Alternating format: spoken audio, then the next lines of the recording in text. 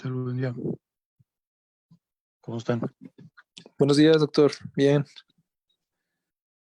¿Te tocó guardia, verdad, Ricardo, hoy? Sí, doctor. Sí. Bueno, a ver cómo está lo del transofaico, pero bueno, ahí vemos. Sí. ¿A quién le toca la última clase de julio? ¿Se acuerda?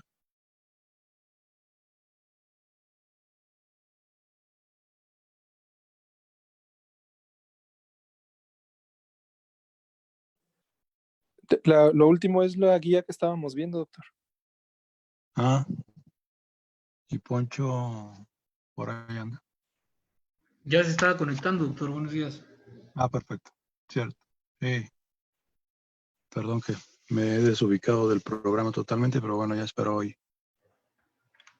10:30, 11 de la mañana, máximo 11:30, ya se acaba. Sí, doctor.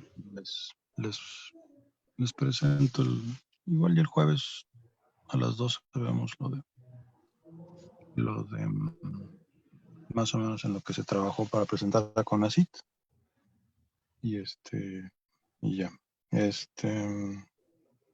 Sale de vacaciones Poncho, ¿verdad? Sí, Alfonso. Y regresa Eric. Uh-huh. Y Miguel no se ha conectado. Esperamos que sigue bien. Ayer terminaron de ver el artículo con el doctor Leiva, ¿verdad? Sí, doctor. Sí, ayer lo comentamos con él. Sí, perfecto. Yo creo que los que nos vemos, entonces quedarían Miguel Reyes, Eric y Ricardo. Nos vemos el lunes ahí en la sala de juntas, como 8:30. Sí, doctor. Y si es necesario, ahí enlazamos en reunión, en llamada a Poncho y a ver si se puede conectar, y a Miguel. Ok. ¿Ustedes bien? ¿No han tenido síntomas? No, doctor. Afortunadamente. Todo bien, doctor. ¿No? Perfecto. Muy bien. Ayer no estaba Ricardo ni Eric. Lo que vamos a hacer para agosto, es que estaba ahí ya el doctor Leiva, José Luis Leiva. Entonces, vamos a darnos de clases de las 7 el descanso la próxima semana. Vamos a tener la sesión a las 12 el martes, nos va a proyectar un video el doctor Leiva sobre choque cardiogénico. Nos envió ya varias presentaciones y diapositivas sobre choque cardiogénico. Lo que él quiere es que hagamos una discusión. Entonces, para leerlos, por favor, ver el video, hacer una discusión. Vamos a invitar pues como siempre, los XRs, les mando la invitación. Al doctor Gordillo. Al doctor Gordillo ya le voy a mandar hoy la invitación con el material. Me pidió mucho que le hagamos hay que hacer la calendarización. Ahí estás, Poncho. ¿Me escuchas? Poncho. Sí, doctor, aquí lo escucho. Perfecto. Te pido que me hagas en un calendario de agosto, Poncho, la calendarización de quién presenta artículos. Ok, correcto. ¿Sale? Entonces le tengo que mandar al doctor Gordillo, que me pidió estar presente. Digo, él siempre me pide, el chiste es que se conecte.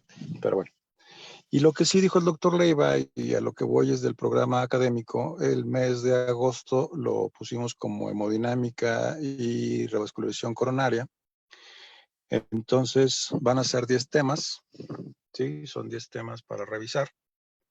Los está preparando Poncho y Miguelito para que ya los tengan hoy. Poncho, Miguel, para que se los muestren al doctor Leiva, y por ahí a ver si de las 11 me los pasan para integrarlos en el programa académico, porque ese programa académico vamos a empezar el 10 de agosto.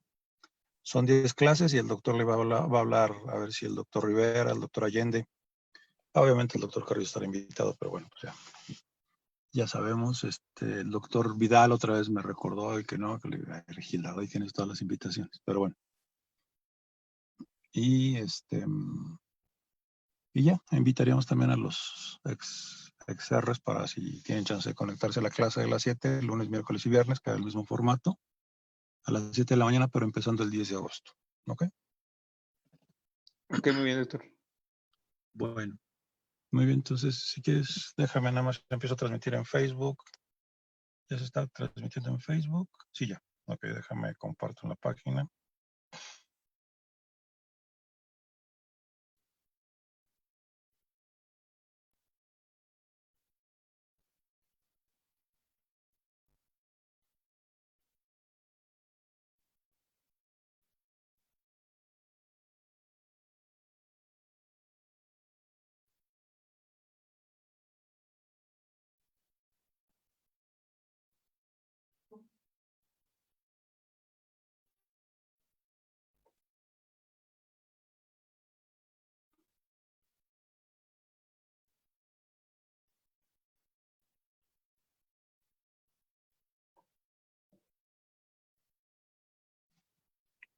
Ok, Poncho.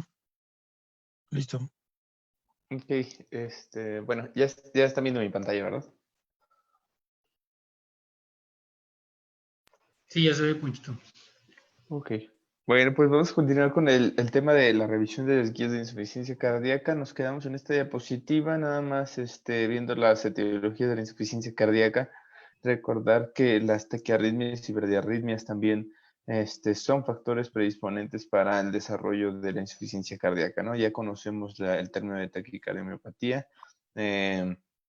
Que van a generar posteriormente dilatación ventricular, desarrollo de síntomas, signos y síntomas de insuficiencia cardíaca, y también las bradiarritmias, puede ser por alteración en cuanto a la conducción y la contracción miocárdica, también nos van a generar también una disminución ahí de la contracción ventricular y el desarrollo de los signos y síntomas de insuficiencia cardíaca. Pero bueno, ¿cuáles son los signos y síntomas preponderantes en la insuficiencia cardíaca? Bueno, pues son estos. Tenemos síntomas típicos y signos específicos, síntomas menos típicos y síntomas menos específicos. Empezando con los que habitualmente se presentan en este tipo de pacientes. Los síntomas típicos, pues bueno, como todo es, la disnea, la ortopnea, la disnea paroxística nocturna, la tolerancia al ejercicio disminuida, que los pacientes te refieran fatiga, cansancio por más tiempo, posterior de haber realizado las actividades físicas y la presencia de edema de tobillos. Dentro de los signos más específicos es la presión yugular elevada, la presencia de reflujo hepatoyugular, la presencia de un tercer ruido cardíaco o que el paciente se encuentra en un ritmo de galope y que el impulso apical se encuentre totalmente desplazado de lo que es la ubicación y situación normal. Dentro de los síntomas y menos típicos tenemos la tos nocturna, la presencia de sibilancias, la sensación de hinchazón, la pérdida del apetito, la aparición de alteraciones en el estado de mental, principalmente los pacientes presentan confusión, la presencia de palpitaciones, mareo, síncope y la ventopnea.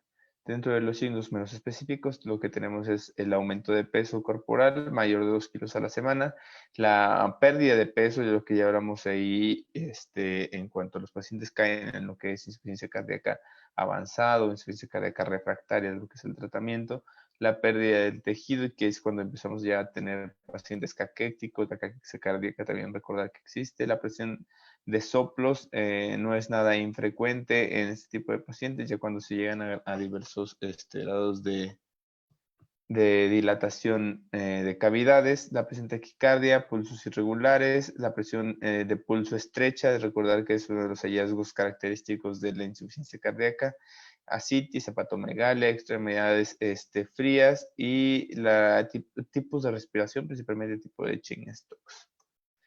En cuanto al algoritmo diagnóstico de qué hacer con un paciente tiene sospecha de insuficiencia cardíaca de presentación no aguda, o sea, son este tipo de pacientes en los cuales pues no es que esté cayendo en este momento en insuficiencia cardíaca de primera vez, son este tipo de pacientes durante más de 3 meses, donde no tienen el diagnóstico como tal, pues bueno, este es el algoritmo diagnóstico que nosotros tenemos que seguir. La evaluación de la probabilidad de la insuficiencia cardíaca, ¿cómo la vamos a empezar a evaluar? Pues bueno, la adecuada realización de una historia clínica. Recordar que nuestra historia clínica es el primer paso, donde nosotros podemos ver al paciente, lo interrogamos, saber factores de riesgo. En este caso, preguntamos al paciente si tiene o se conoce con enfermedad arterial coronaria, si ha tenido algún infarto, alguna cirugía de revascularización, las comorbilidades que llegase a tener ese paciente, como son la presencia de hipertensión, diabetes mellitus, etcétera. Que tengan antecedentes de SEA, por ejemplo, las mujeres de GEA de mama, que hayan tenido que recibir cardiotóxicos o radiación. Recuerda que es una gran entidades que generan ahí desarrollo de insuficiencia cardíaca, no solo por la radiación, sino también por los fármacos. Si requieren del uso de diuréticos para mejoría de los síntomas, cuánto es la dosis de diurético que utilizan al día, si han tenido que cambiar la dosis de diurético durante las últimas semanas, la presencia de síntomas y signos específicos, la presencia de apnea, disnea paroxística nocturna, revisar en cuanto a la exploración física, la presencia de ingurgitación yugular, la palpación del hígado, el reflujo hepatoyugular, revisar ambos miembros pélvicos, ver que el edema sea simétrico, que sea blando, que genere una fobia.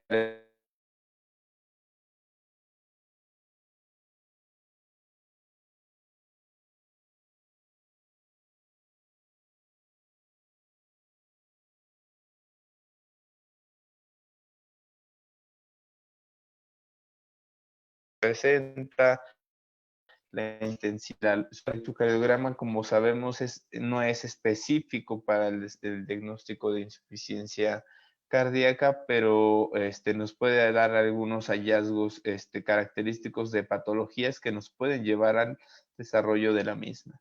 Si todo este tipo de los pacientes presentan por lo menos alguna alteración de todo lo que acabamos de ver, historia clínica, exploración física, electrocardiograma compatible, y pues bueno, nos vamos a medir lo que es pues los péptidos natriuréticos. Tenemos que medir los péptidos natriuréticos, el BNP mayor de 35 picogramos sobre el mililitro o el NT-proBNP mayor de 125 picogramos sobre el mililitro. Si es que están alterados, están elevados estos valores de los biomarcadores, pues habrá que llevarlos a ecocardiografía, pues para ver cuáles las características de la estructura de ese corazón, qué tan dilatado está, valorar la fracción de eyección, como ya lo comentamos en la clase previa. Es importantísimo valorar la fracción de eyección, no solo para el diagnóstico de insuficiencia cardíaca con fracción de eyección reducida, preservada, sino también para ver algunas otras estructuras anatómicas que tal vez pueden ser candidatas, se puede llevar a corrección mediante tratamiento percutáneo, tratamiento quirúrgico, ver la evaluación de los tratamientos. Recordar que la fracción de eyección no solo es un predictor de mal pronóstico en los pacientes, sino también de mortalidad. A menor fracción de eyección, mayor mortalidad de este tipo de pacientes. En dado caso que los péptidos natriuréticos se encuentren normales, pues prácticamente podremos estar considerando otros diagnósticos diferentes a insuficiencia cardíaca. Ya recordar que los péptidos natriuréticos tienen un valor predictivo negativo, o sea, el que los tengan elevados no quiere decir que vayan a tener insuficiencia cardíaca, pero el que estén negativos probablemente nos dice que efectivamente que ese paciente no tiene insuficiencia cardíaca. Entonces es un algoritmo sencillo de cómo irnos paso a paso en cuanto a la toma de decisiones posterior a la evaluación clínica y la evaluación de los péptidos natriuréticos, de qué se debe de hacer y qué no se debe de hacer, cuándo realizar un ecocardiograma a este tipo de pacientes. Y pues bueno, pues la terminología que ya conocemos, la clasificación de la New York Heart Association, la clasificación de los síntomas en cuanto a la limitación de los síntomas, insuficiencia NIHA 1, 2, 3 y 4. La NIHA 1 pues no tiene limitaciones en la actividad física, puede realizar todas sus actividades físicas sin la presencia de dificultad respiratoria, fatiga o palpitaciones, hasta llegar a la insuficiencia cardíaca NIHA 4, que está totalmente sintomático el paciente, no puede realizar ninguna actividad física, con el reposo tiene disconfort, principalmente presenta síntomas en reposo, no puede realizar ni siquiera una caminata de 3 metros porque el paciente ya presenta agitación y pues bueno, la NIHA 3, la NIHA 2 y la NIHA 3, que la gran mayoría de nuestros pacientes caen en estas dos tipos en estos dos tipos de la clasificación de la New York Heart, ¿no? Entonces, nada más recordarla, saber que pues ahí está, que la tenemos que utilizar cada vez que vemos un paciente para poder clasificarlo en cuanto a los síntomas. ¿A quiénes les vamos a hacer una prueba de imagen para la insuficiencia cardíaca? ¿Quiénes van a ser estos candidatos para poder llevar a hacer un estudio de imagen en los pacientes que se sospecho o para establecer ya el diagnóstico de insuficiencia cardíaca? Pues bueno, aquí tenemos las tablas de recomendaciones de la guía, tal cual, niveles de evidencia 1, clase 1, nivel de evidencia C. Pues bueno, les voy a leer tal cual. Se recomienda un ecocardiograma transtorácico para la evaluación de la estructura y la función miocárdica en sujetos con sospecha de insuficiencia cardíaca para establecer el diagnóstico de insuficiencia cardíaca con fracción de eyección reducida, preservada y insuficiencia cardíaca con fracción de eyección intermedia e insuficiencia cardíaca borderline. Es clase 1, nivel de evidencia C. Y de igual manera se recomienda el ecocardiograma transtorácico para evaluar la fracción de eyección e identificar los pacientes con insuficiencia cardíaca a tratamiento farmacológico y con dispositivos. Ya sabemos cuáles son estos dispositivos que mejoran la sobrevida. El DAI, prevención de muerte súbita, la terapia de resincronización cardíaca para mejoría de los síntomas y la clase funcional, basados en la evidencia de recomendaciones para la insuficiencia cardíaca con fracción de eyección reducida. Prácticamente todo paciente que tenga daño miocárdico, que se hayan estado expuestos a anticíclicos, o por ejemplo los pacientes que requieren quimioterapia, pues bueno, se recomienda el ecocardiograma transtorácico para la evaluación de la estructura de la función miocárdica de sujetos que se van a exponer a un tratamiento que podrían dañar el miocardio. Entonces, recordar que los pacientes no deben de ir después del tratamiento, sino que deben de ir antes y posterior para tener un comparativo en cuanto a que si el paciente presentó deterioro de la fracción de eyección del ventrículo izquierdo. En cuanto a niveles y clases de recomendación más bajo y niveles de evidencia, también, pues bueno, considerar otras técnicas como es la aplicación del Doppler tisular, la medición de las velocidades sistólicas y medir la tasa de deformación con el Spica Tracking, la realización de strain, pues bueno, es de vital importancia en todos los protocolos de ecocardiograma transtorácico para pacientes con el riesgo de insuficiencia cardíaca y identificar la disfunción miocárdica en una fase preclínica todavía de esos pacientes en los cuales pues tal vez no están sintomáticos como tal, pero que tienen factores de riesgo, hipertensión de muy larga evolución. Entonces a esos pacientes el realizar el strain nos puede dar ya ahí datos de insuficiencia cardíaca, la disminución de los puntajes y poder iniciar un tratamiento adecuado a una fase bastante temprana.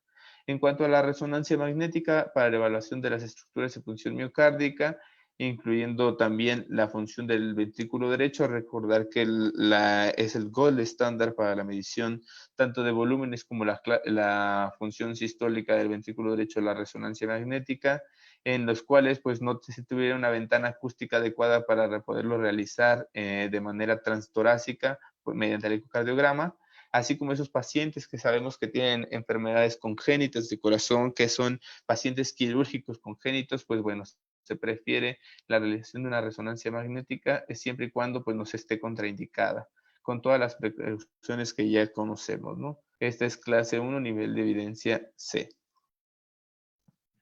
Siguiendo con los pacientes que deben de ser sometidos a estudios de imagen, pues bueno, pacientes que se recomienda la coronariografía son ese tipo de pacientes con insuficiencia cardíaca, angina de pecho, que sea refractaria a tratamiento farmacológico, que presenten arritmias ventriculares sintomáticas o que tengan una parada cardíaca abortada.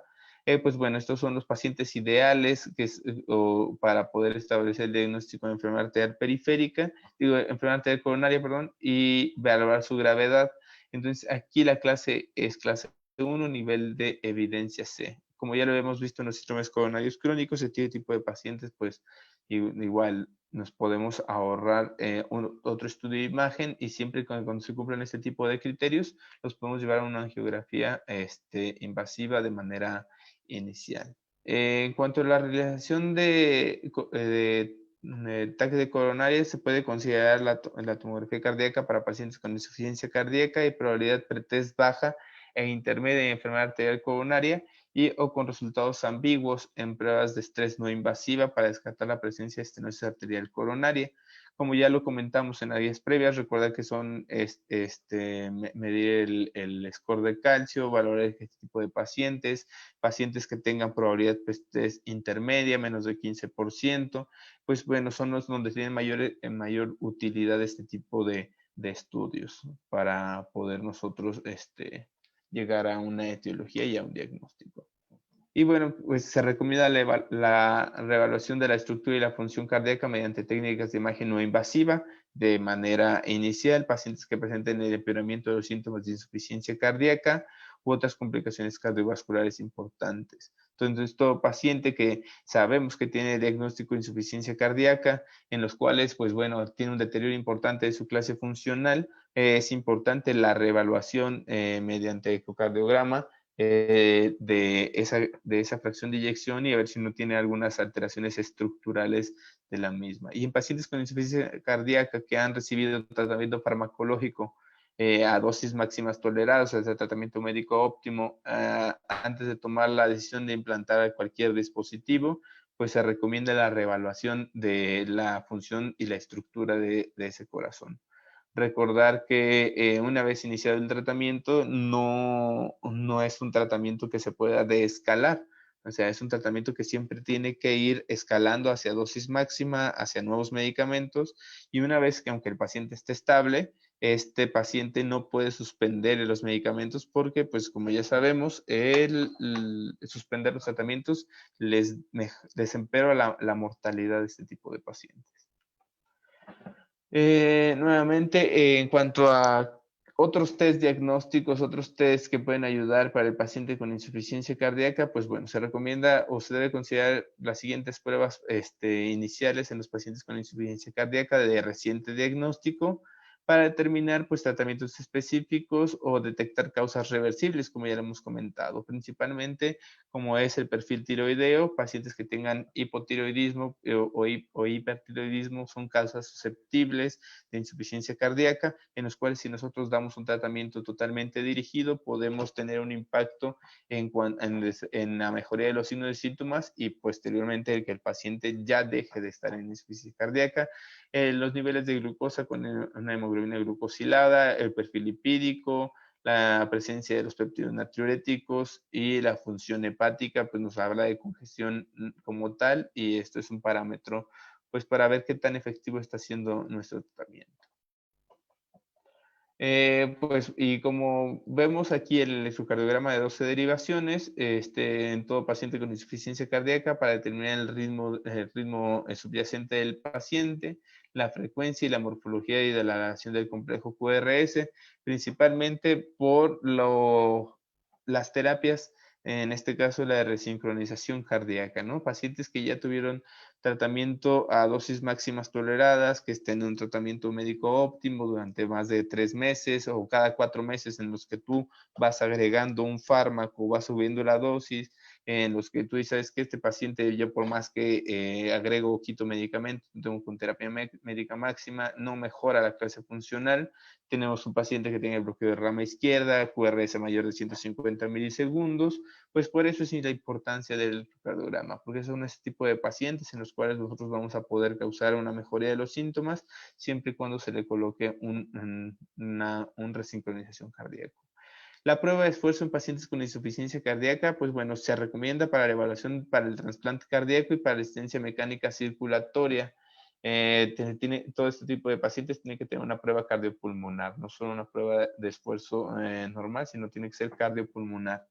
Se recomienda la radiografía de tórax para pacientes con insuficiencia cardíaca para detectar o descartar enfermedades pulmonares que puedan contribuir también a la disnea. No es infrecuente encontrar a los pacientes ya añosos, en los cuales que tienen hábito tabáquico intenso, en los cuales pues sí tienen disnea como tal, algo de edema de miembros pélvicos, pero tal vez la etiología de esa disnea no sea de predominio cardíaco, sino que pues puede ser secundaria a enfermedad pulmonar obstructiva crónica y nosotros podemos encontrar hallazgos en la radiografía sugerentes de la misma, en los cuales es útil en los pacientes en los cuales llegan en un contexto agudo para poder decir, sabes que este paciente pues sí tiene sintomatología, pero todo parece indicar que la sintomatología es de origen respiratorio. El cateterismo cardíaco derecho en cuanto a la arteria pulmonar se recomienda para pacientes con insuficiencia cardíaca grave, que van a ser llevados a trasplante cardíaco o asistencia mecánica circulatoria. El uso del ultrasonido torácico para confirmar la presencia de congestión pulmonar y derrame pleural en pacientes con insuficiencia cardíaca agudo, aquí lo manejan como una clase 2B, nivel de evidencia C. Yo creo que esto está por cambiar en las próximas guías de insuficiencia cardíaca. Creo que cada vez va a tener más peso el uso del ultrasonido pulmonar para valorar congestión en cuanto a las líneas A y B. Entonces, esta indicación tal vez las próximas guías la veamos ya como una clase 1. Principalmente en este tipo de pacientes que tienen deterioro en la función cardiovascular agudo o que te llegan con diagnóstico de novo de insuficiencia cardíaca. Recomendaciones para prevenir o retrasar la aparición de insuficiencia cardíaca manifiesta o retrasar la muerte antes de la aparición de los síntomas. Pues bueno, ¿cuáles son este tipo de recomendaciones? Se recomienda tratar la hipertensión para prevenir o retrasar la aparición de insuficiencia cardíaca y prolongar la vida, clase 1, nivel de evidencia A. Se recomienda el tratamiento con estatinas para pacientes de alto riesgo con enfermedad arterial coronaria confirmada, la presencia o ausencia de disfunción sistólica del VI, efectos para prevenir o retrasar la aparición de insuficiencia cardíaca, también clase 1, nivel de evidencia A. El asesoramiento en cuanto al tratamiento para dejar de fumar, reducir el consumo de alcohol en las personas fumadoras y personas que consumen mucho exceso o tienen exceso en la cantidad de alcohol, pues también nos ayuda a prevenir y retrasar el desarrollo de insuficiencia cardíaca. Recordar el término de Holiday Heart es algo importante. También tiene daño ahí miocárdico por los radicales OH del alcohol. Se debe considerar el tratamiento de otros factores de riesgo como la obesidad y las alteraciones de la glucosa también para prevenir el desarrollo de insuficiencia cardíaca. Recordar también el término de cardiomiopatía diabética, también ese término está bien descrito en este tipo de pacientes que nos puede generar los signos y síntomas de insuficiencia cardíaca. Y se recomienda el tratamiento con YECA para pacientes con disfunción sistólica del ventrículo izquierdo asintomática, historia de infarto del miocardio, tanto para prevenir y retrasar la aparición de la insuficiencia cardíaca, la disfunción ventricular izquierda, prolongar la vida y mejorar el remodelado. Nuevamente el uso de YECAs para tratar la disfunción sistólica en los pacientes que ya tengan historia de infarto agudo del miocardio. Esta es clase 1, nivel de evidencia B. La presencia de los betabloqueadores para pacientes con disfunción sistólica del ventrículo izquierdo, también con antecedente de infarto, también nos va a ayudar a retrasar la aparición de síntomas y prolongar la vida. Clase 1, nivel de evidencia B. Y pues, como ya hemos visto, la prevención de la muerte súbita mediante la colocación de un DAI, siempre y cuando el paciente tenga los criterios, cuáles van a ser: disfunción sistólica del ventrículo izquierdo, una fracción de eyección menor del 30%, que sea de origen isquémico, tras un periodo mínimo de 40 días de haber sufrido el evento índice, en este caso el infarto, o pacientes con miocardiopatía dilatada asintomática de origen no isquémico, en la cual la fracción de eyección esté en menor del 30%, en los cuales pacientes ya reciben tratamiento médico óptimo. Recuerda, el término de tratamiento médico óptimo es terapia máxima a dosis máximas toleradas. Entonces, este tipo de pacientes se van a beneficiar de la colocación de un DAI. ¿Y cuáles son los fármacos para iniciar el tratamiento en los pacientes sintomáticos en los cuales se encuentran en una clase funcional 2 a 4, siempre y cuando tengan la fracción de eyección reducida? Pues bueno, como ya hemos visto, los fármacos que han demostrado mejoría tanto en la sintomatología como en la mortalidad son 4. Parece ser que ya son 5 en la piedra angular que van a migrar las nuevas guías, pero recordar los primeros, ¿no? Los YECA, los betabloqueadores y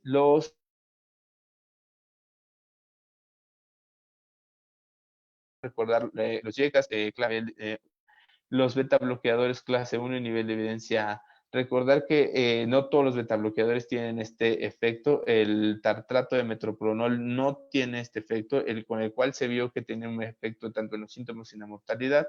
Es el succinato de metoprolol, el nebivolol, carvedilol y bisoprolol.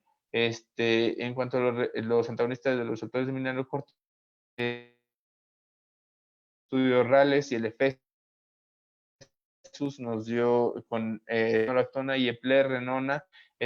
Sus beneficios también caen en una clase 1 nivel de evidencia.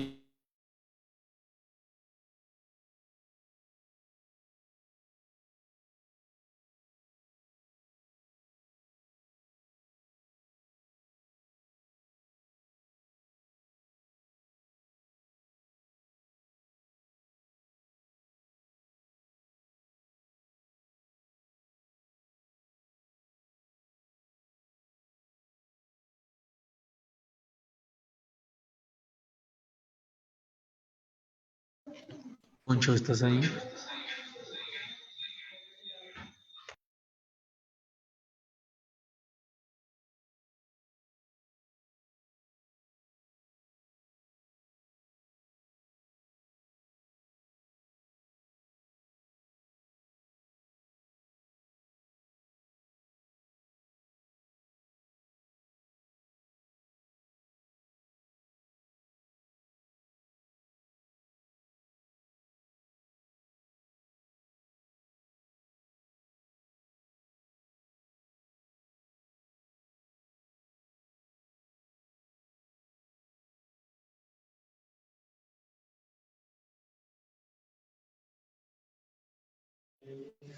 Mientras se conecta otra vez Poncho, Erika, ¿alguna comentario, duda? ¿Cómo andas? ¿Bien?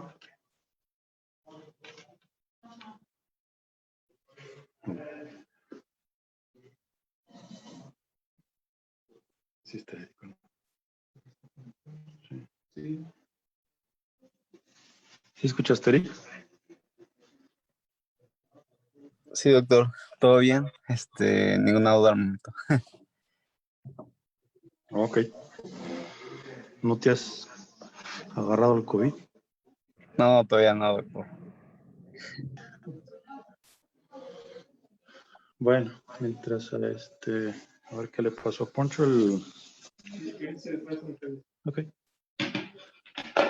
Les encargo sus constancias del curso. ¿Tú pudiste, Ricardo?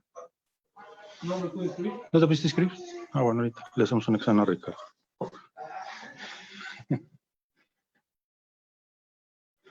¿Tú sí pudiste, Eric? ¿Sí pudiste inscribirte al curso? Sí, doctor, pero todavía no lo he logrado terminar. Ok, sale. ¿Pero? La próxima semana para tener la constancia. Sí, doctor. ¿Me escuchan? Sí, Poncho. Perdón, es que mi internet me sacó de la aplicación. Bueno, nos quedamos en esta diapositiva. No sé si me hayan dejado de escuchar aquí o un poco antes. Desde las 7:15, Poncho. No, sí, le estás bien. Ok, bueno, este es un algoritmo bastante interesante y que propone la guía europea para el tratamiento de la insuficiencia cardíaca en los pacientes con fracción de eyección reducida. Pues bueno, tenemos el paciente con insuficiencia cardíaca reducida, en los cuales se encuentran sintomáticos. Vienen los medicamentos que han demostrado mejoría en cuanto a la supervivencia, síntomas y hospitalizaciones. Recordar los YECAs y los betabloqueadores. Estos tienen que aumentar hasta dosis máximas toleradas y basadas en la evidencia. Recordar que a mayor dosis o mejor disminución de los síntomas, mejor aumento de la sobrevida, mejor disminución de los reingresos hospitalarios. Recordar que no todas las dosis fueron las que se demostraron efectivas en los estudios, por lo tanto, tratar de llevar a los pacientes a una dosis porque por lo menos se haya demostrado efectiva en los diversos estudios. Siempre y cuando no les cause efectos secundarios, principalmente los beta bloqueadores con alteraciones en cuanto a la vida sexual en los hombres y las alteraciones de la presión arterial como hipotensión en los pacientes que requieran de IECA. Si después de 4 meses que nosotros evaluamos a nuestro paciente e iniciamos tratamiento médico, nuestro paciente se le repite un ecocardiograma, el paciente sigue sintomático, se encuentra todavía en una clase funcional 2 a 3 y la fracción de eyección sigue por debajo de 35, pues bueno, en nuestro siguiente paso será añadir un inhibidor de los receptores de mineralocorticoides que van también a dosis máxima, dosis de hasta 100 miligramos al día de espironolactona o de plerrenona, lo que vayamos a utilizar. Y pues bueno, ese es nuestro tercer fármaco que tenemos de ahí. Entonces, aquí podemos empezar a armar nuestra piedra angular de tratamiento. Entonces, todo paciente con FEBI baja, sintomático, debe tener un YECA, un beta bloqueador. Si a los 4 meses persiste sintomático y la FEBI no mejora, un receptor de mineralocorticoides. Si a pesar de iniciar este medicamento, llevarlo y titularlo a dosis altas y los otros también, el paciente persiste sintomático, ahora en lugar de estar en una clase funcional 3, se encuentra en una clase funcional 2, pero todavía refiere algo de edema ahí, inguinal o en sitios de clive, y la fracción de eyección sigue estando por debajo del 35%, pues bueno, podremos nosotros utilizar otro tipo de medidas farmacológicas, como cuáles serían. Pues bueno, si nuestro paciente lo permite, en cuanto a las características clínicas de la función renal, los valores de la presión arterial, podemos intercambiar ese YECA y sustituirlo por sacubitrilo valsartán, que ha demostrado en los estudios que es mejor en cuanto a la sobrevida, las hospitalizaciones y los síntomas comparado con lisinopril. Entonces podemos quitar YECA y agregar sacubitrilo valsartán. Recordar que no se puede hacer de manera inmediata, no te tomaste, o sea, no es que se tomó la dosis de la mañana, ya no se toma la de la noche y se toma el sacubitrilo valsartán, ¿no? Sino que irlo desescalando poco a poco el YECA hasta suspender, que pasen por lo menos 72 horas para nosotros poder iniciar el sacubitrilo valsartán. Si en nuestro paciente, a pesar de que ya tiene sacubitrilo valsartán, betabloqueador, espironolactona, y no logramos mejoría en los síntomas, pues dependiendo de las características ahora electrocardiográficas, podemos nosotros decidir si este paciente se puede beneficiar de una resincronización cardíaca.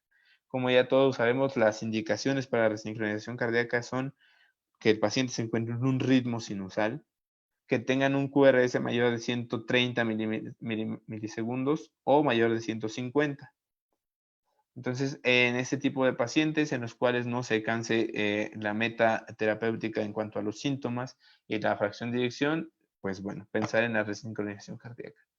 Si a pesar de eso nuestro paciente sigue sintomático, con frecuencias cardíacas arriba de 70, 75 hasta 80 latidos por minuto, pues agregar los nuevos fármacos, los inhibidores IF, como es en este caso la ivabradina.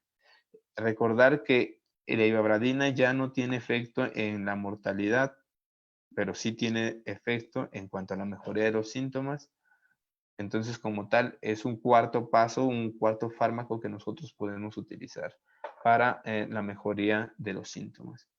¿Se pueden combinar los medicamentos cuando estén indicados? Sí, claro que sí, siempre y cuando pues, los síntomas sean resistentes. En dado caso que nuestro paciente lo tengamos ya con todo el kit para insuficiencia cardíaca y que ya hemos llevado al paciente a resincronización cardíaca, la FEBI siga baja, la terapia médica sea óptima y a dosis máximas toleradas, pues bueno, tendremos que ir pensando en la colocación de un DAE para prevención de muerte de muerte súbita, ya sea como prevención primaria o ir realizando a nuestros pacientes el protocolo para llevarlos a trasplante cardíaco y en el lapso de que lleguen al trasplante cardíaco a los dispositivos de asistencia ventricular como son el uso del HeartMate. ¿Qué hay acerca de los diuréticos? Recordar, los diuréticos no tienen efecto en la sobrevida ni en las hospitalizaciones. Los diuréticos solo ayudan a aliviar los síntomas y signos de congestión. No porque nosotros veamos un paciente que esté sin signos y síntomas de congestión, es un paciente que está bien tratado de insuficiencia cardíaca. Recordar que la mortalidad se va a ir elevando a mayor dosis de diurético, principalmente los diuréticos de ASA. No quiere decir que porque lo tengamos a nuestro paciente con 40 cada 6 de furosemide y nuestro paciente pues sí esté totalmente seco, no tenga ningún síntoma, pueda caminar bien, no quiere decir que nuestro tratamiento está siendo adecuado, sino al contrario, nos está diciendo que requerimos dosis altísimas de diuréticos para poder mantener la estabilidad clínica de nuestro paciente a costa de sacrificio en la sobrevida y aumento de la mortalidad. Recordar que ya así como no existe el término de cardiopatía isquémica estable, enfermedad arterial coronaria estable, también deberíamos desaparecer el término de insuficiencia cardíaca crónica estable. No existen los pacientes estables. De la nada pueden este tipo de pacientes caer en insuficiencia cardíaca aguda, empeoramiento de la clase funcional. Entonces recordar que el término estable también en insuficiencia cardíaca ya debería desaparecer. Entonces, recordar las piedras angulares del tratamiento: YECAS, betabloqueadores, inhibidores de receptores de mineralocorticoides. Otra piedra angular es el sacubitrilo valsartán. Y pues la nueva o lo nuevo que hay en boga en la cardiología ahorita son los inhibidores de SGLT2. Por ahí va a salir el estudio Emperor Reduced, que disminuyó la muerte cardiovascular, las hospitalizaciones con dosis de dapaglifosina 10 miligramos. Entonces se van a empezar a convertir en fármacos obligados para el tratamiento de la insuficiencia cardíaca, ya que mejoran la sobrevida y disminuyen las hospitalizaciones en pacientes diabéticos y en pacientes no diabéticos. Aquí tenemos el cuadro de medicamentos de los fármacos a utilizar en el manejo de la insuficiencia cardíaca. Cuáles son las dosis iniciales y cuáles son las dosis objetivo, donde vemos que se alcanzó mayor eficacia en la reducción de la mortalidad y de los síntomas. Si nos damos cuenta, el enalapril, que es el que mayormente tenemos a la mano, pues empieza a ser efectivo con dosis de 2.5 miligramos cada 12 horas, pero lo que necesitamos tenemos que tratar de llevar al paciente es hasta dosis de 10 hasta 20 miligramos cada 12 horas, recordando, siempre y cuando la presión arterial no lo permita.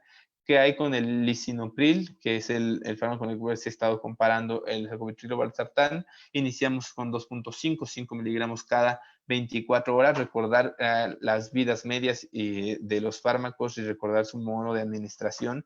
Eso es importante. El enalapril cada 12 horas, el lisinopril cada 24 horas, hasta llegar a los objetivos que serían desde 20 hasta 35 miligramos cada 24 horas. Acerca de los betabloqueadores, vean cómo aparece el metoprolol, pero es el metoprolol succinato. Iniciamos con dosis de 2.5 hasta 25, podemos llegar a dosis de 200 miligramos cada 24 horas. Recordar que estas son dosis para insuficiencia cardíaca, no estamos hablando para tratamiento de arritmias, manejo de hipertensión arterial, ¿no? Esto es únicamente para insuficiencia cardíaca. Vean cómo cambia la prescripción en cuanto al horario.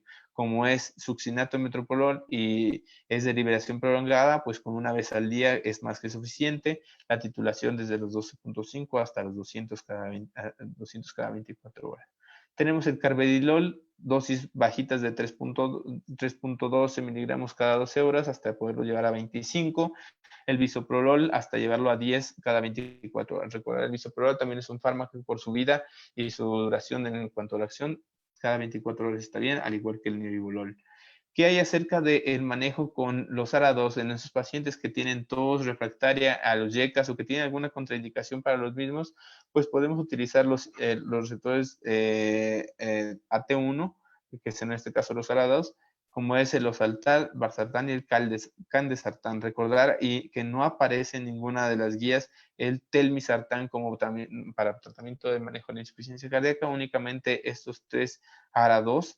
El valsartán desde 40 miligramos cada 12 horas hasta llegar a 160 cada 12 horas y el losartán desde los 50 hasta 150 cada 24 horas. Recordar que las dosificaciones son diferentes para el manejo de la hipertensión arterial que para el manejo de la insuficiencia cardíaca. En cuanto a los receptores de mineralocorticoides, tenemos a la espironolactona, dosis de 25 cada 24 hasta 50 cada 24, y la plerona en igual, la misma dosificación.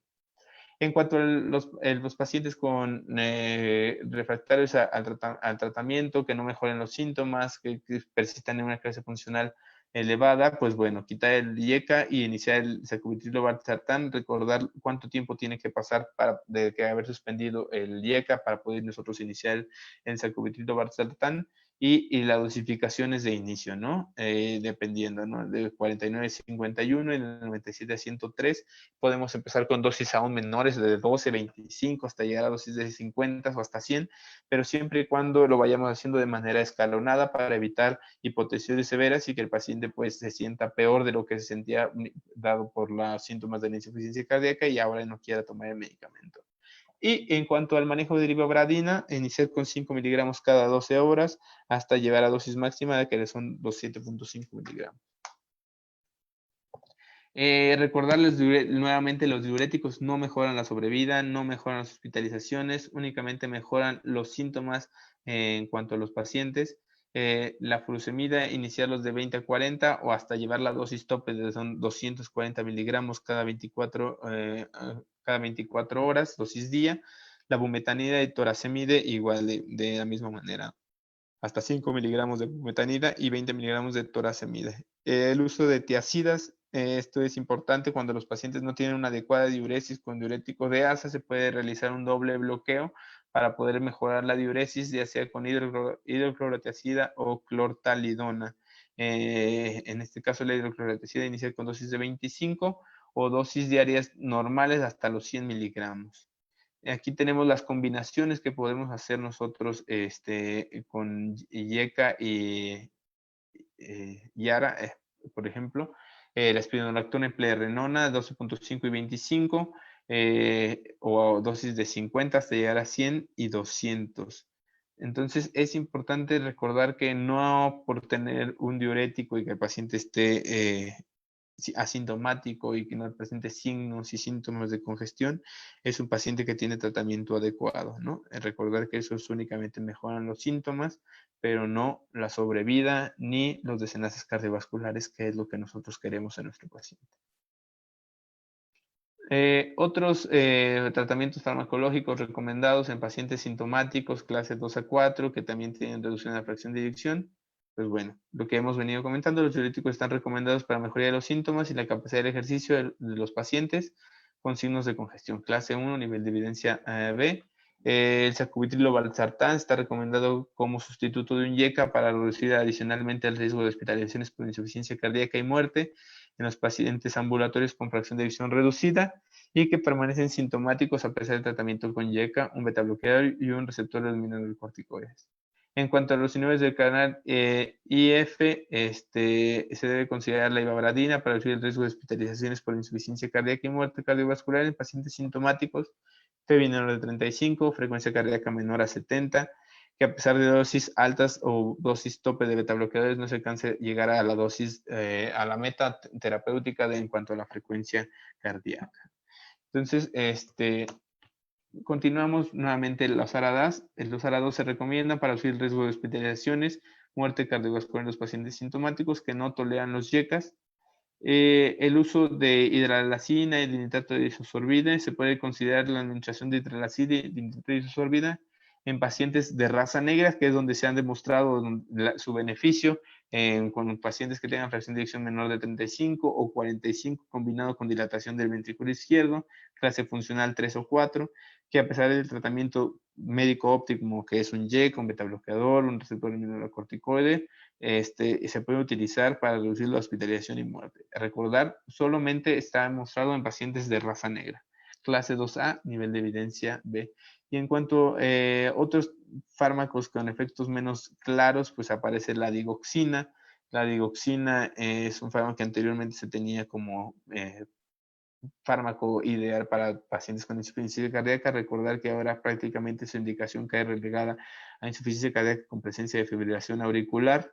También se puede utilizar en pacientes que estén en ritmo sinusal, que a pesar del tratamiento con YECA o ARA2, el tratamiento médico óptimo, persistan sintomáticos y ya sea para reducir la rehospitalización por insuficiencia cardíaca. Clase 2B, nivel de evidencia B. ¿Qué fármacos no se recomiendan? No se recomiendan las tiazolidinedionas para pacientes con insuficiencia cardíaca, clase 3, nivel de evidencia A. No se recomiendan los AINES o inhibidores de la COX-2 para pacientes con insuficiencia cardíaca, ya que estos tienen el efecto de que pueden aumentar el riesgo de hospitalizaciones y el empeoramiento de la clase funcional. No se recomienda el diltiazem ni el verapamilo, porque pueden ser también alteraciones de la contractilidad miocárdica y empeorar los síntomas y signos y mayor riesgo de hospitalizaciones. Y pues no se recomienda la adición de un ARA2 a un IECA como para tratar de mejorar la sobrevida de estos pacientes, ¿no? Está proscrito totalmente la combinación de IECA y ARA2. ¿A quién implantarle un desfibrilador o de qué manera lo vamos a hacer? Lo podemos hacer tanto de prevención primaria y prevención secundaria. La prevención secundaria son ese tipo de pacientes en los que se implanta el DAI para reducir el riesgo de muerte súbita o los pacientes que han sido recuperados de una arritmia ventricular, en los que esta arritmia ventricular causa inestabilidad hemodinámica y que tiene una esperanza de vida mayor a 1 año o que se encuentran en un buen estado funcional. Esa es la indicación para la prevención secundaria, ¿no? Pacientes que hayan sido recuperados de arritmias ventriculares o que presenten síncope secundaria de arritmias ventriculares, pues indicación para prevención secundaria. Y para la prevención primaria, ¿cuáles son las indicaciones de prevención primaria para la colocación de un DAE? Pues bueno, se recomienda la aplicación de un DAI o la implantación de un DAI para reducir el riesgo también muerte súbita y mortalidad por todas las causas en los pacientes con insuficiencia cardíaca sintomática, clase NIHA 2 a 3, y con FEBI menor de 35%, que a pesar de recibir tratamiento médico óptimo mayor a 3 meses, persisten sintomáticos siempre y cuando la esperanza de vida de este tipo de pacientes sea mayor a 1 año y se encuentren en un adecuado estado funcional.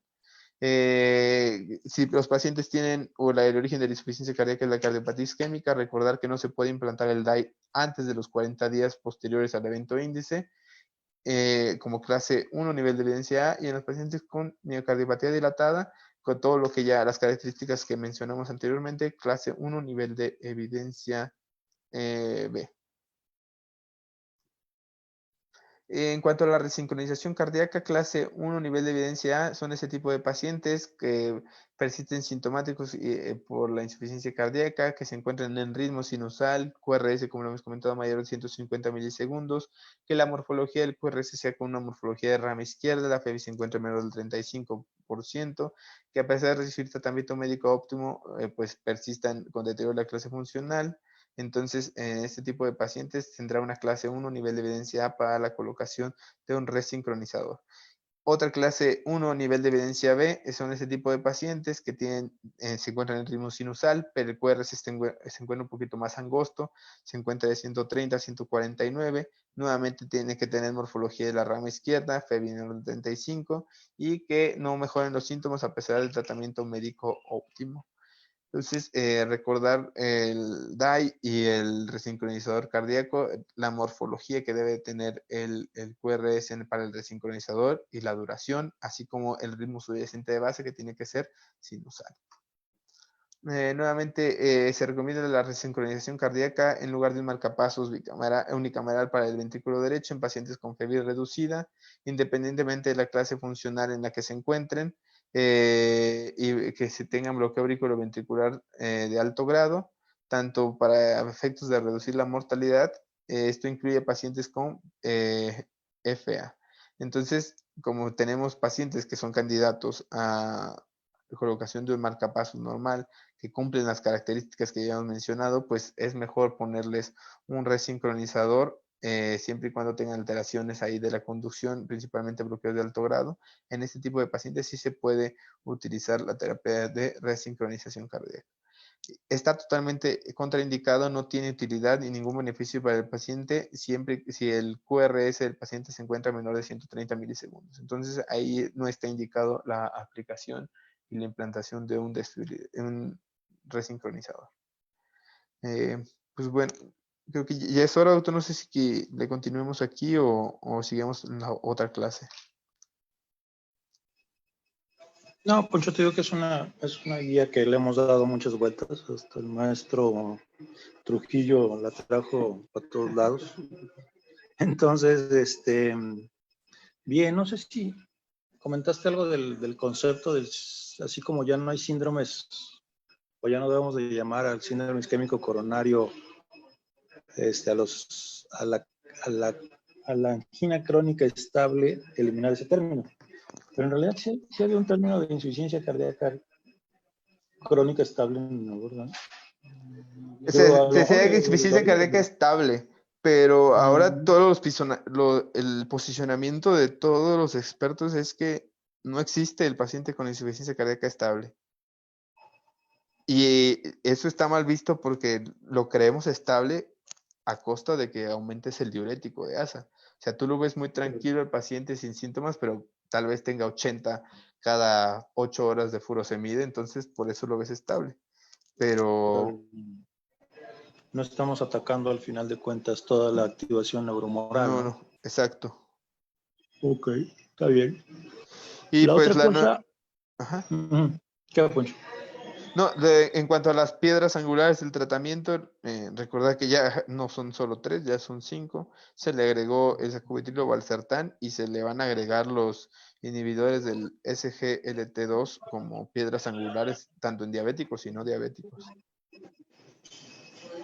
Ok. Esta guía es del 2016, ¿verdad? Sí. Y pues me parece que no hay nada así más nuevo, ¿verdad? Ahorita yo creo que, no sé si la vayan a sacar este año o hay que entrar al sitio de la Sociedad Europea de Cardiología, que al final es la que más nos hemos así como enfocado, como más didáctica y todo eso, ¿no? Sí, La otra cosa, ya que tienes un paciente razonablemente o entre comillas estable, o ya no con tantos síntomas, ¿le pedirían ustedes biomarcadores para tener un seguimiento de qué tan bien lo tenemos inhibido los sistemas neuromorales y el sistema inflamatorio o qué? Sí, de hecho debe ser una práctica habitual, por lo menos, no solo para ver si el paciente está descompensado o no, sino porque nos predice o nos da una estratificación de la mortalidad de los pacientes. BNPs altos y troponinas arriba de 12 y BNP mayor a 125 nos habla del pronóstico en cuanto a la mortalidad de sus pacientes. Perfecto. Ok. Bueno, muy bien. Bueno, aquí está Miguel y Ricardo, allá estás tú y Eric. Se presentaron, bueno, el comité de investigación avaló ya sus proyectos, entonces hay que mandar un mensaje o pasar con Ale Lanto para que les dé sus cartas y eso lo tenemos que integrar al proyecto. Igual tú, Ricardo, porque en ese rato me desconecté tantito, pero parece que no hubo nada diferente que se aprobara al... ¿Qué? Sí, es que apenas me dio los...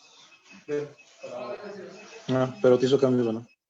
Okay. No lo podía mandar porque imprime las cartas y ya está. Ok. No va a haber cambio. Pero sí estaba esa enmienda metida, ¿no? ¿O no? Ya la envié. Ya me hizo correcciones. O sea, ya está todo con ella, pero no se puede meter ya formalmente hasta que... Vaya. Ya lo hice, entonces sí. Perfecto. Ya dijo que no hable el martes, incluso ya me dijo que hacer, no hay ningún problema. Perfecto. Entonces ya para que se programen Ricardo ya iba más medio avanzado, pero sí necesitamos que agosto, ya que todo parece indicar que Camps está aquí nomás cazando moscas, le tienen que adelantar a sus tesis. ¿Cuándo presentan el examen en el instituto? ¿Ya hay fecha de examen? No, hay fechas en septiembre. Están qué fechas son para exámenes, pero hasta el final de agosto nos dicen a cada quien qué día. Ok, los van a escalonar. Bueno. 4 días de examen. 4 días. Sí, contestó el doctor Carlos Sierra de ir de enseñanza del instituto, que sí, igual, agosto se mantienen cerrados a rotaciones y bueno, pues voy a estar insistiendo que estén preguntando si podemos sacar alguna otra rotación antes de que salga, ¿no? ¿Qué, doctor? ¿Qué otra cosa? Bueno, de mañana que le toca, ahorita le mando un mensaje a Miguel Galicia a ver cómo está, pero no se conectó. Ahorita vemos. Mañana, sí, mañana le toca guardia a él. Entonces hoy se queda Ricardo nada más para Sí les pido, de todos modos, que, bueno, que quienes se vayan a quedar mañana de medicina interna, hagan las paces porque no fueron a hacer guardias a UCA. no, que les dejen mi teléfono, ¿verdad? Quienes vayan a estar de guardia, terapia, UCRA, UCRIN, urgencias, lo que sea, para que se comuniquen conmigo cualquier cosa. Sí les voy a pedir obviamente que salga de guardia, vamos a dejar indicaciones, pasar visita, etcétera, etcétera, ¿no? Sí les voy a pedir que también alguno de ustedes, ¿verdad? Les deje su teléfono por si llega un marcapaso. Hay que trombolizar y como que no se les atora ahí los cables a los de medicina. Entonces, para que se lancen, sí, Ricardo. Sí, doctor, de hecho, Sí, doctor. Si aquí estamos, luego lo que hacemos es turnarnos y incluso hemos venido Sí, está bien. por la tarde o la noche. Y si no, ya que se regrese Eric y ya. Sí. ¿Qué otra cosa? Nada más ¿Qué pasó? ayer en la noche les mandé mensaje a los que están en el grupo de UCRA Ok. y pusieron ahí en el grupo las dos pacientes, la que y la paciente del PTB, están negativos para Sí, eso hay que ya programar, hay que decirle al doctor Leiva y programarlo para el lunes el marcapaso. E ingresé a un señor que trombolicé. ¿Acá? Sí. Ahorita vamos a ver. Sí. Y la otra cosa, faltan los reportes falta el holter de la mamá de Rocío, que ya me trae de una patita. Okay. Hay que hacerlo, ¿no? Hay que hacer el reporte, ya para entregárselo porque ya está me anda queriendo demandar. Bueno, ok, sale. Pues nada más, entonces, Poncho, ¿sí te vas? ¿Sí, verdad? Sí, doctor. Bueno, con cuidado nada más, no vas a agarrar. Pero me voy. Se va el 10. ¿te vas el 10? Sí, hasta el 10, doctor. Entonces la próxima semana todavía vienes. Sí, Okay. yo estoy toda la semana que viene.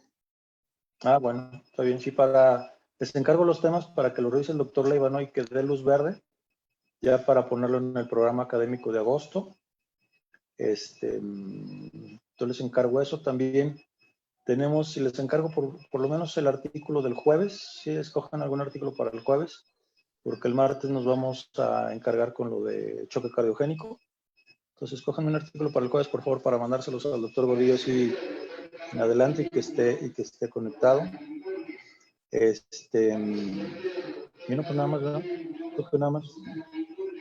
Sí, programar el marcapaso, avisarle al doctor Leiva, verlo del programa. Ok. Está bien, sale. Ok, doctor, nos vemos. Órale, cuídense. Gracias, bye bye. Todavía no vayan por alitas. No.